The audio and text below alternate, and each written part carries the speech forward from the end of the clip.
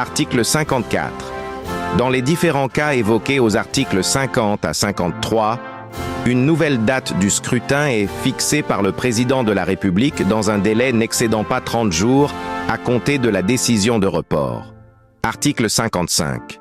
Si aucun candidat n'a été élu au premier tour, la date du second tour du scrutin est fixée dans un délai n'excédant pas 21 jours à compter de la proclamation des résultats définitifs du premier tour. La campagne électorale est ouverte le lendemain de la proclamation des résultats définitifs du premier tour par la Cour constitutionnelle et close 48 heures avant le scrutin du second tour à minuit. Le second tour n'est ouvert qu'aux 2 candidats ayant recueilli le plus grand nombre de suffrages exprimés au premier tour. Article 56. Le candidat ayant recueilli le plus grand nombre de suffrages au second tour est déclaré élu par la Cour constitutionnelle.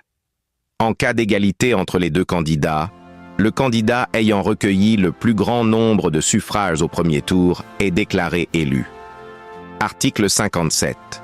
Si aucune contestation relative à la régularité des opérations électorales n'a été déposée par un candidat au greffe de la Cour constitutionnelle, dans les 72 heures qui suivent le jour où la première totalisation globale des résultats est rendue publique par l'organe technique indépendant en charge de la gestion des élections, la Cour constitutionnelle proclame élu président de la République, le candidat ayant recueilli le plus grand nombre de suffrages. En cas de contestation, la Cour constitutionnelle statue dans un délai n'excédant pas 8 jours à compter de sa saisine, soit elle valide l'élection. Dans ce cas, son arrêt emporte proclamation des résultats définitifs, soit elle rend un arrêt d'annulation de l'élection. Une nouvelle élection est alors organisée dans le délai de 90 jours à compter de cet arrêt.